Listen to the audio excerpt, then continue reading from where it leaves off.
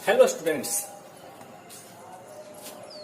मैं आर के Pankaj champion coaching centre की ओर से इस वीडियो क्लास के द्वारा आप सभी बच्चों को, छात्र छात्राओं को, मित्रों को मादा युग्मकोद्भिद अर्थात भ्रूण कोश का विकास और गुरु बीजाणु जनन की क्रिया के बारे में फ्लो चार्ट के माध्यम से समझाने का प्रयास कर रहा हूं।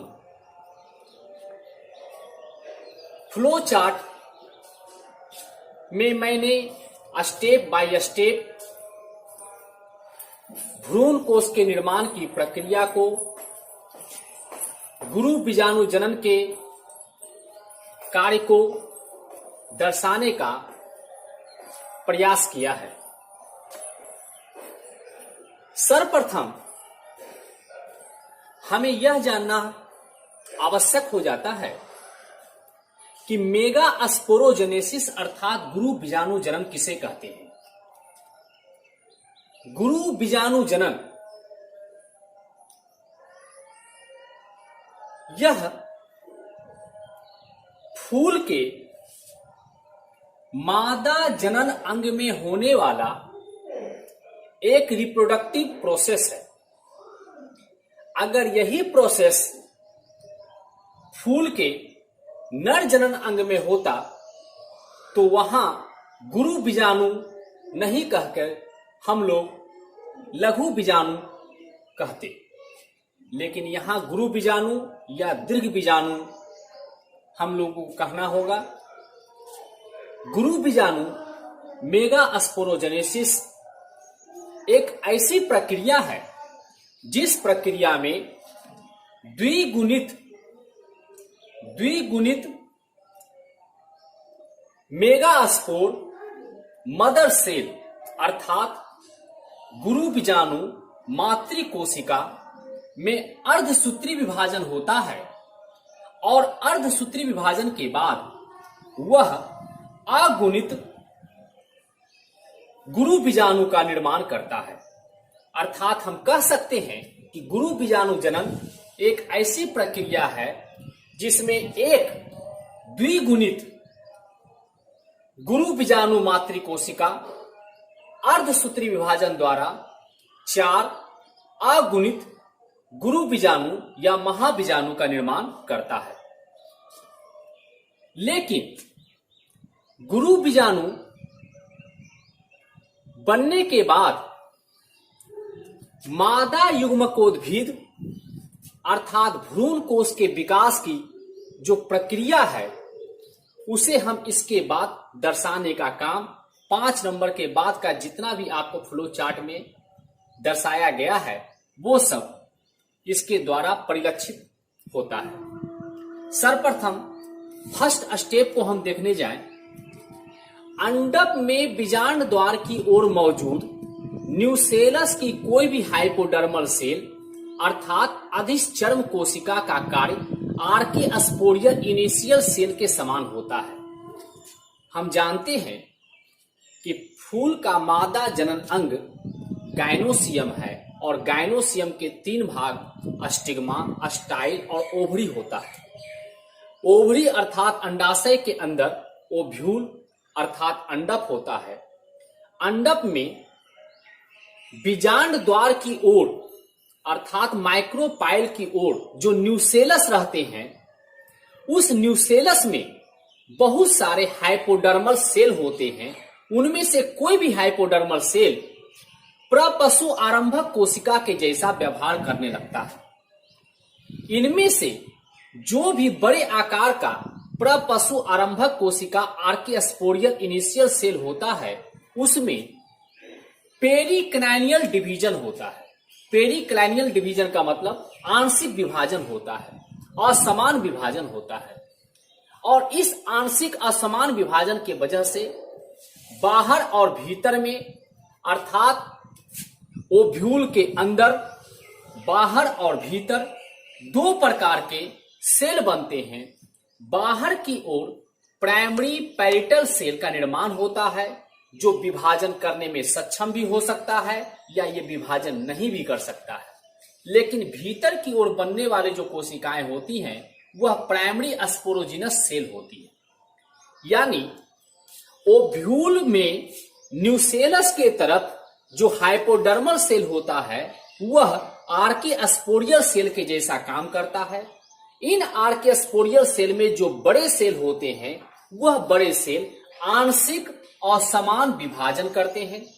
इस विभाजन के फलस्वरूप बाहर की ओर विभाजनशील या अविभाजनशील प्राइमरी पैरिटल सेल का निर्माण और भीतर की ओर विभाजनशील अविभाजनशील प्राइमरी स्पोरोजिनस सेल का निर्माण होता है। प्राइमरी स्पोरोजिनस सेल विभाजन नहीं कर सकता है। यही प्राइमरी स्पोरोजिनस सेल जो है, आपको गुरु बीजाणु मातृ कोशिका की तरह काम करने लगता है।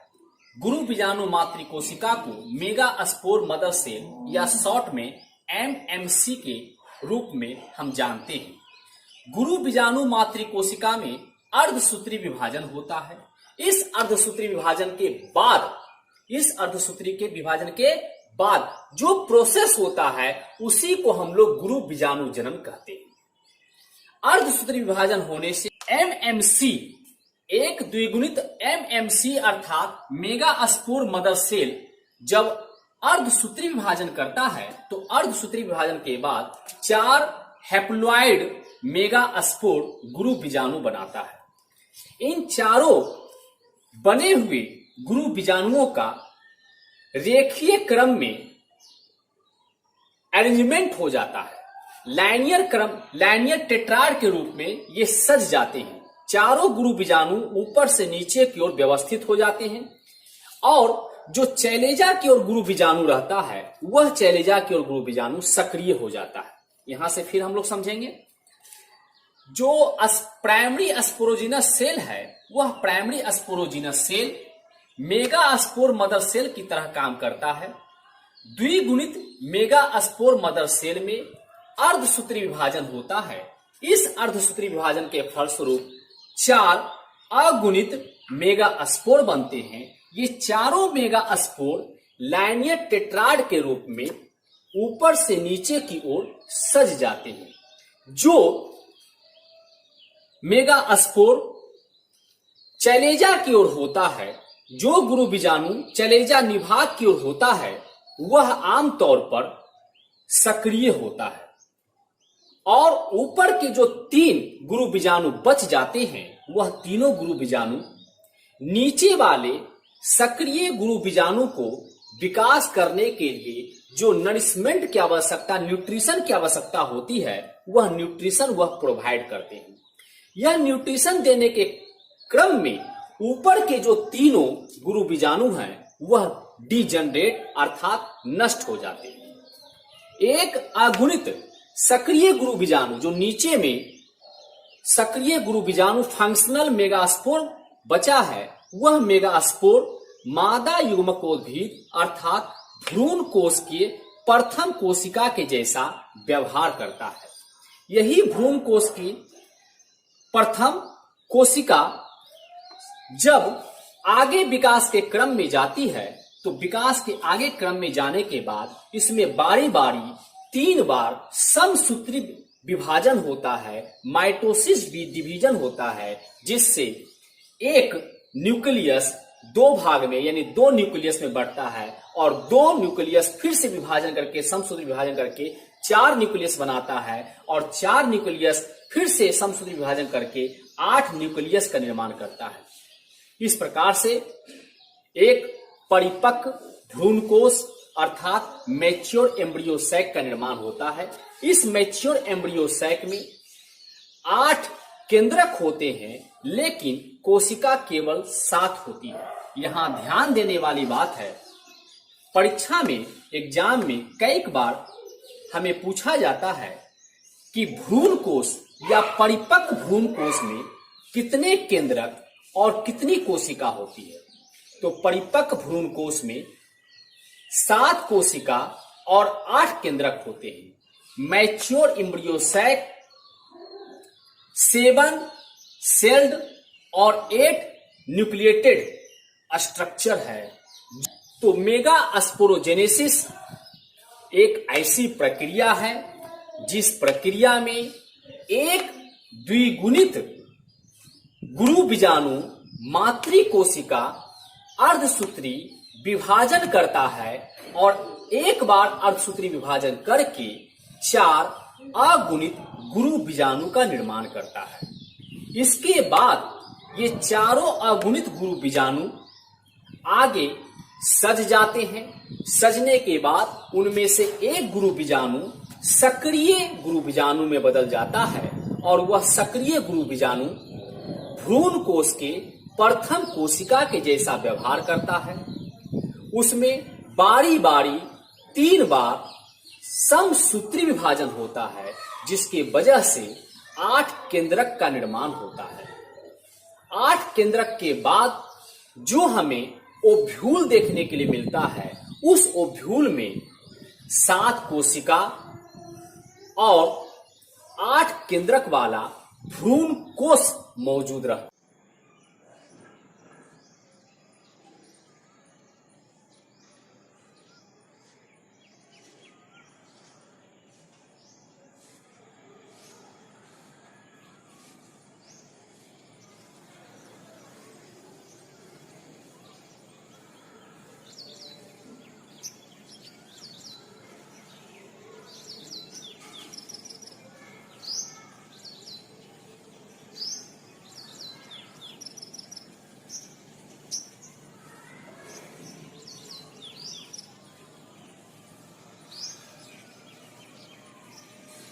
स्टूडेंट्स, हम सभी ने फ्लो चार्ट के माध्यम से यह समझने का प्रयास किया कि फूल के अंदर जो ओवरी है, उस ओवरी में ओव्यूल नामक एक रचना होती है। ओव्यूल के अंदर न्यूसेलस पाया जाता है। न्यूसेलस में जो हाइपोडर्मल सेल होते हैं, वह हाइपोडर्मल सेल विभाजन करता है, लेकिन विभाजन करने से पहले हाइपोडर्मल सेल आर्किस्पोरियल सेल में बदल जाता है। आर्किस्पोरियल सेल में पेरिक्लाइनल डिवीजन होता है। पेरिक्लाइनल डिवीजन के उपरांत आर्किस्पोरियल सेल 2 प्रकार के सेल का निर्माण करते हैं, जिसे प्राइमरी पेरिटल सेल और प्राइमरी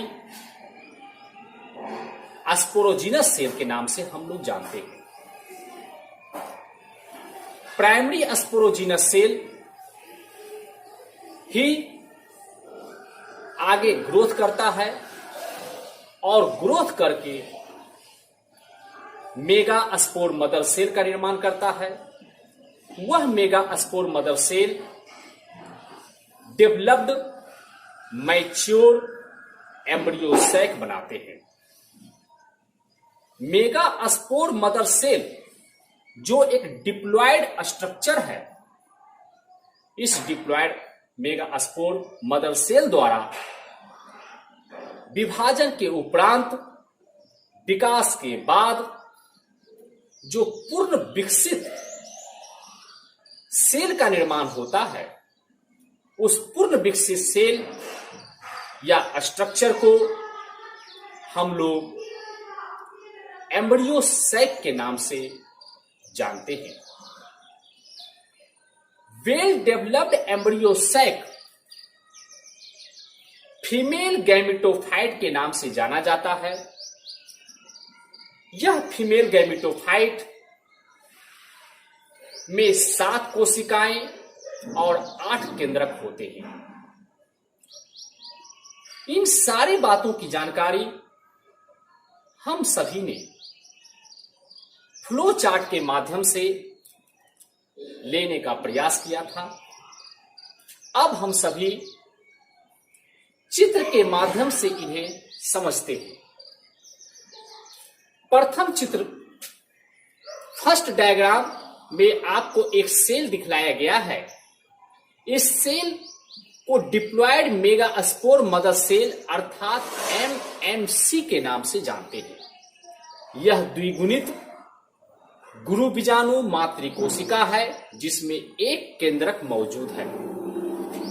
इसमें जब अर्धसूत्री विभाजन होता है तो अर्धसूत्री विभाजन होने के बाद यह जो डिप्लॉयड स्ट्रक्चर है, द्विगुणित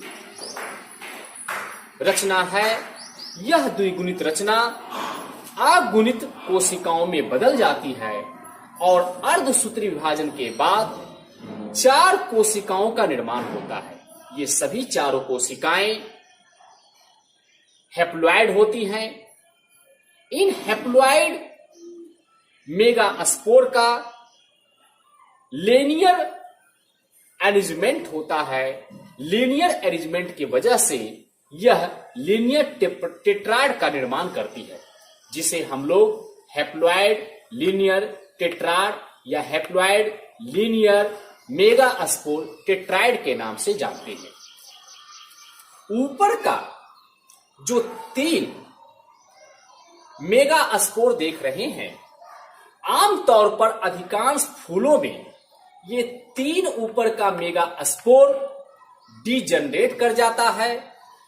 चौथे नीचे वाले मेगास्पोर के डेवलपमेंट करने के लिए जो न्यूट्रिशन की आवश्यकता होती है, उस न्यूट्रिशन में ये अपने आप को कंज्यूम कर देता है। अधिकांश फूलों में यही प्रक्रिया होती है, लेकिन कुछ ऐसे भी पौधे हैं जिन पौधों के फूलों में जब मेगास्पोरोजेनेसिस होता है तो उस दौरान नीचे के 3 मेगास्पोर डीजनरेट कर जाते हैं और ऊपर का एक मेगास्पोर विकास करता है और फंक्शनल फॉर्म में चेंज कर जाता है, क्रियाशील अवस्था में चेंज कर जाता है। इसे हम नेक्स्ट डायग्राम, तीसरा डायग्राम के द्वारा समझने का प्रयास करते हैं। जैसा कि मैंने आपको बतलाया कि अधिकांश फूलों में जो haploid linear megaspore tetrad form में लीनियर फॉर्म में अरेंजमेंट हैं, उनमें से ऊपर के 3 मेगास्पोर डीजनरेट हो जाते हैं और नीचे का एक मेगास्पोर ग्रोथ करता है। यह फंक्शनल मेगास्पोर कहलाता है। यह एक हैप्लॉयड रचना है। इसको विकास करने के लिए, इसको विकसित होने के लिए, डेवलप करने के लिए जो न्यूट्रिशन की आवश्यकता पड़ती है, जो पोषण की आवश्यकता पड़ती है, वह पोषण ऊपर में जो 3 मेगास्पोर मौजूद है, वह तीनों मेगास्पोर इसे पोषण प्रोवाइड करता है। चौथे फिगर में हम लोग समझेंगे कि यह जो एक फंक्शनल मेगास्पोर आपको तीसरे फिगर में दिखलाया गया था, उसी को चौथे फिगर में हमने बड़ा करके दिखलाया है और हमने लिखा है कि एक functional haploid megaspore cell is proceed, अर्थात एक क्रियाशील अगुणित गुरु बीजाणु विकास करने के लिए, विभाजन के आगे प्रक्रिया में जाने के लिए अपने आप को तैयार कर लेता है ताकि वह एम्ब्रियो सैक का, मेल गैमेटोफाइट का निर्माण कर सके। 5वां डायग्राम में हम लोग देख रहे हैं जो प्रथम 5वां डायग्राम में प्रथम समसूत्री विभाजन फर्स्ट माइटोटिक डिवीजन होता है। फर्स्ट माइटोटिक डिवीजन के वजह से जो फंक्शनल हैप्लॉइड मेगास्पोर था, जिसमें एक न्यूक्लियस था, वह एक न्यूक्लियस समसूत्री विभाजन करके दो न्यूक्लियस का निर्माण कर देता है। इसलिए मैंने 5वें डायग्राम में लिखा है binucleated developing embryo sac, अर्थात दो न्यूक्लियस वाला विकासशील भ्रूण कोष। छठे डायग्राम में हम देखेंगे कि 5वें से छठे डायग्राम में पहुंचने के दौरान जो एम्ब्रियो सैक के अंदर केंद्रक विभाजन करता है, उस केंद्रक विभाजन को द्वितीय समसूत्री कोशिका विभाजन कहते हैं। द्वितीय समसूत्री कोशिका विभाजन द्वारा सेकेंड माइटोटिक डिवीजन द्वारा जो दो न्यूक्लियस थे, जो बाई न्यूक्लिएटेड स्टेज था, वह by nucleated stage tetra nucleated stage में बदल जाता है, अर्थात दो केंद्रक जो है फिर से विभाजन करके द्वितीय समसूत्री विभाजन करके 4 केंद्रक का निर्माण करते हैं। इसलिए मैंने छठे डायग्राम में लिखा है tetranucleated developing embryo sac, जिसका तात्पर्य होता है 4 केंद्रकीय विकासशील भ्रूण कोष। अब यह 4 न्यूक्लियस वाला 4 केंद्रक वाला जो विकासशील भ्रूण कोष है, इसमें तीसरा समसूत्री विभाजन होता है, और वह तीसरा समसूत्री विभाजन के बाद जो स्टेज हमको दिखलाई देता है, उसे मैंने 7वें डायग्राम के द्वारा यहां दर्शाया है। 7वां फिगर में आपको मैंने 4 न्यूक्लियस को 8 न्यूक्लियस के रूप में दिखलाने का काम किया। तीसरा माइटोटिक डिवीजन जब होता है तो यही चारों न्यूक्लियस विभाजन करके समसूत्री विभाजन करके आपको 8 केंद्रक का निर्माण करते हैं, जिसे हम लोग 8 न्यूक्लिएटेड एम्ब्रियो सैक कहते हैं, अर्थात 8 केंद्रक वाला विकासशील भ्रूण कोष कहते हैं, जिनमें 4 न्यूक्लियस चैलेजा एंड की तरफ और 4 न्यूक्लियस माइक्रोपाइलर एंड की तरफ अपने आप को अरेंज कर लेता है, अर्थात 4 केंद्रक जो हैं वह निभाग की तरफ और 4 केंद्रक जो हैं वह बीजांड द्वार की तरफ चले जाते हैं। यह 7वें डायग्राम में आपको दिखलाया गया है। स्टूडेंट्स, यहां हम फंक्शनल हैप्लॉइड मेगास्पोर से जो 8 केंद्रकीय अवस्था भ्रूणकोष का हमने दिखलाया, यहां से चौथा डायग्राम से लेकर 7वां डायग्राम तक जो भी फिगर आपको दिखलाया गया है, इसमें बारी बारी 3 चरणों में प्रथम समसूत्री विभाजन, द्वितीय समसूत्री विभाजन और तृतीय समसूत्री विभाजन होता है। इन समसूत्री विभाजन में केवल और केवल केंद्रक का विभाजन हो रहा है, न्यूक्लियस का डिवीजन हो रहा है, कैरियोकाइनेसिस की क्रिया हो रही है। अभी तक कोशिका द्रव का विभाजन नहीं हुआ है, अभी तक कोशिका भित्ति का निर्माण नहीं हुआ है, अभी तक साइटोकाइनेसिस का क्रिया नहीं हुआ है। यहां तक के प्रोसेस में हमने केवल आपको दिखलाया कि केंद्रक 3 चरणों में विभाजित होकर एक केंद्रक से 8 केंद्रकों का निर्माण करते हैं, और वह 8 केंद्रक 4-4 ग्रुप में बढ़कर एक चैलेजा की तरफ चला जाता है और दूसरा आपको माइक्रोपाइल की तरफ चला जाता है, अर्थात 4 केंद्रक चैलेजा एंड की तरफ रहता है और 4 केंद्रक आपको माइक्रोपाइलर एंड की तरफ रहता है। ये आपको 7th डायग्राम तक दिखलाया गया। अब अष्टम डायग्राम में 8 नंबर के फिगर में मैंने आपको दिखलाया कि यह जो 4 न्यूक्लियस जो चैलेजा की तरफ और 4 न्यूक्लियस जो आपको माइक्रोपाइल की तरफ हैं, उनमें से एक एक दोनों तरफ का, यानी उत्तर ध्रुव और दक्षिण ध्रुव, माइक्रोपाइलर एंड और चैलेजर एंड, ये दोनों तरफ से एक एक केंद्रक मूव करते हैं। चैलेजर एंड की तरफ से जो 4 केंद्रक हमने दिखलाया, इनमें से एक केंद्रक बीच में मूव करेगा, और माइक्रोपाइलर एंड की तरफ जो 4 केंद्रक मैंने दिखलाया, इन चारों न्यूक्लियस में से एक न्यूक्लियस फिर सेंटर केंद्र की तरफ मूव करेगा। इस वजह से आपको 8वां डायग्राम में मैंने दिखलाया है कि चैलेंजा एंड की तरफ 3 केंद्रक 3 न्यूक्लियस और माइक्रोपायलट एंड की तरफ 3 केंद्रक 3 न्यूक्लियस है। यहां से एक न्यूक्लियस आपको बीच में चलाया और नीचे वाले से भी एक न्यूक्लियस आपको बीच में चलाया। ये 2 न्यूक्लियस आपको सेंटर में आ जाते हैं, जबकि 3 न्यूक्लियस उत्तर ध्रुव और दक्षिण ध्रुव, नॉर्थ पोल और साउथ पोल, चैलेंजर एंड और माइक्रोपायलट एंड की तरफ व्यवस्थित रहते हैं।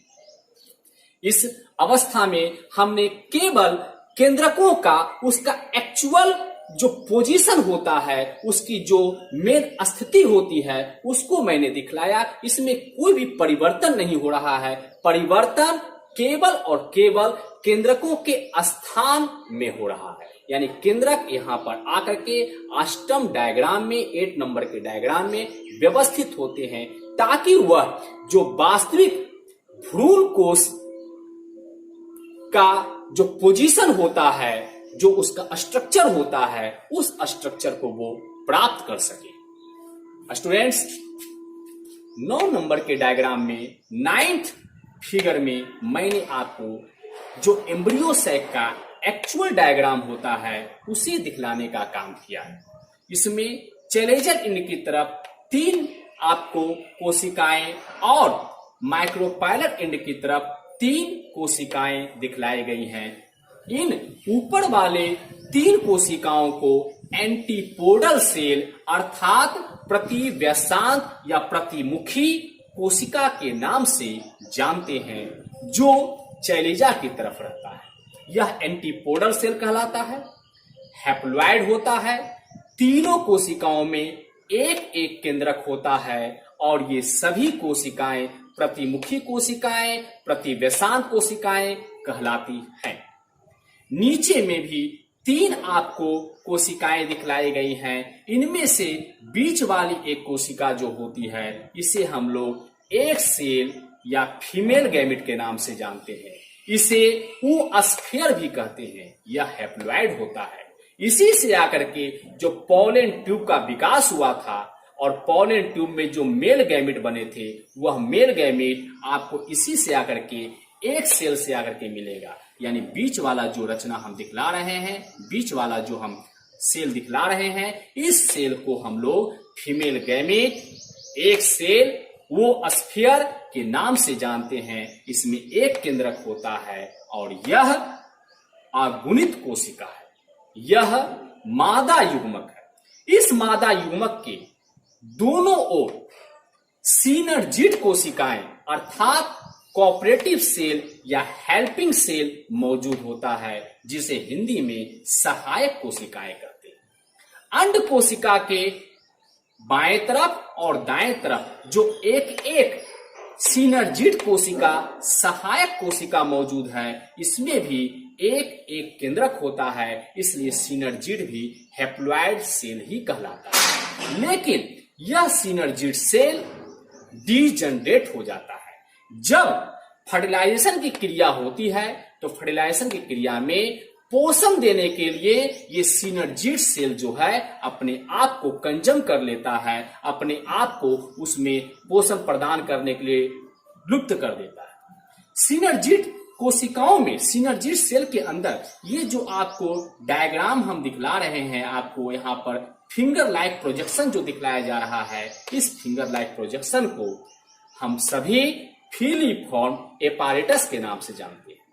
जनरली पॉलन ट्यूब जब परागकण जर्मिनेट होता है और वह पॉलन ट्यूब का निर्माण करता है, पराग नलिका का निर्माण करता है, तो उस पराग नलिका का ओव्यूल के अंदर प्रवेश इसी फिलीफॉर्म एपारेटस अर्थात फिंगर लाइक प्रोजेक्शन के माध्यम से होता है। और वह जब पॉलन ट्यूब पराग नलिका भ्रूण कोश के अंदर प्रवेश कर जाती है, तो उसका मेल गैमीट आपको आकर के एक सेल के अंदर जो गैमीट जो न्यूक्लियस है, उस न्यूक्लियस के साथ फ्यूज्ड हो जाता है। ये नीचे के जो माइक्रोपायलट एंड की तरफ तीनों कोशिकाएं हमने दिखलाया है, जिसमें बीच वाली कोशिका एक सेल या फीमेल गैमीट या oosphere कहलाती है, जो हैप्लॉइड होता है और इसके दोनों तरफ एक एक अर्थात कुल 2 हैप्लॉइड सिनर्जीट होते हैं। सभी को कलेक्टिवली, सभी को एक साथ हम सभी एक एपारेटस के नाम से जानते हैं। एक एपारेटस अर्थात अंड उपकरण भी इसे हम लोग कहा जाता है। अगर आपको कोई पूछ देता है कि अंड उपकरण में कितनी कोशिकाएं होती हैं, तो आप जवाब देंगे अंड उपकरण एक एपारेटस में 3 अगुणित कोशिकाएं होती हैं, 3 हैप्लॉइड सेल होते हैं, जिसमें से बीच वाला आपको एक सेल फीमेल गैमीट के नाम से जाना जाता है और 2 जो किनारे में मौजूद रहते हैं उसे सहायक कोशिका सिनर्जिट सेल के नाम से जाना जाता है। जो चैलेजा की तरफ तीनों कोशिकाएं मौजूद रहती हैं, तीनों हैप्लॉइड सेल मौजूद रहते हैं, इसे हम लोग एंटीपोडल सेल के नाम से जानते हैं। और बीच में जो आपको ये 2 न्यूक्लियस हमने दिखलाया है, ये दोनों न्यूक्लियस शुरुआत में पोलर न्यूक्लियाई कहलाता है। यह पोलर न्यूक्लियाई ही आपस में एक दूसरे से संयुग्मित हो जाता है, एक दूसरे से मिल जाता है, फ्यूज्ड हो जाता है और फ्यूज्ड होने के बाद ये दोनों पोलर न्यूक्लियाई सेकेंडरी न्यूक्लियस में बदल जाता है। इस सेकेंडरी न्यूक्लियस के आसपास का जो मैंने स्थान दिखलाया है, यह स्थान आपको सेकेंडरी सेल के नाम से जाना जाएगा। यानी ये सेकेंडरी सेल में 2 सेल हैं, केवल और केवल आप यहां ध्यान रखेंगे, क्वेश्चन पूछा जाता है कि एम्ब्रियो सैक में कितनी कोशिकाएं होती हैं और कितने केंद्रक होते हैं, भ्रूण कोश में कितने सेल होते हैं और कितने न्यूक्लियस होते हैं। तो आपका जवाब क्या होता है कि भ्रूण कोश में, एम्ब्रियो सैक में 8 न्यूक्लियस और 7 कोशिकाएं, 7 सेल होते हैं। वो कैसे होते हैं सो देखें, 1 2 3 एंटीपोडल सेल चैलेजल इंड की तरफ, 3 एक एपारेटस आपको माइक्रोपाइलर इंड की तरफ, और एक सेल जो हम सेंट्रल सेल के नाम से जाना, सेंट्रल सेल जिसे हम लोग कहते हैं, ये एक सेल हो गया। 3 नॉर्थ की तरफ, 3 साउथ की तरफ और बीच वाला एक सेल, टोटल आपको 7 सेल हुआ। लेकिन अगर आपसे 8 केंद्रक कोई कहता है कि 8 केंद्रक कैसे होंगे, तो 3 ऊपर में केंद्रक, 3 नीचे में केंद्रक, 3 चैलेजर इंड की तरफ केंद्रक, 3 माइक्रोपाइलर इंड की तरफ केंद्रक और बीच में 2 केंद्रक। तो 3 3 6 और बीच के 2 8, टोटल 8 केंद्रक होता है, जबकि कोशिका आपको 7 होती है। इसलिए हमने ये कहा कि परिपक्व मादा युग्मकोद्भिद या मैच्योर फीमेल गैमेटोफाइट, इसे हम लोग एम्ब्रियो सैक अर्थात भ्रूण कोश के नाम से भी जानते हैं, उसमें 8 केंद्रक, 1 न्यूक्लियस होते हैं, जबकि यह 7 कोशिकीय 7 सेल्ड स्ट्रक्चर है। यहां तक स्टूडेंट मैंने आपको development of female gametophyte, embryo sac या मेगा स्पोरोजेनेसिस के पूरे प्रोसेस को आपको समझाने का प्रयास किया। और मैं जहां तक समझ रहा हूं कि जिस तरीके से मैंने समझाया है, मेरा प्रयास सार्थक होगा। और अगर फिर भी कहीं आपको दिक्कत होती है तो आप लोग मेरे वीडियो को पॉज करके उसे बार बार रिपीट करके समझने का प्रयास करेंगे।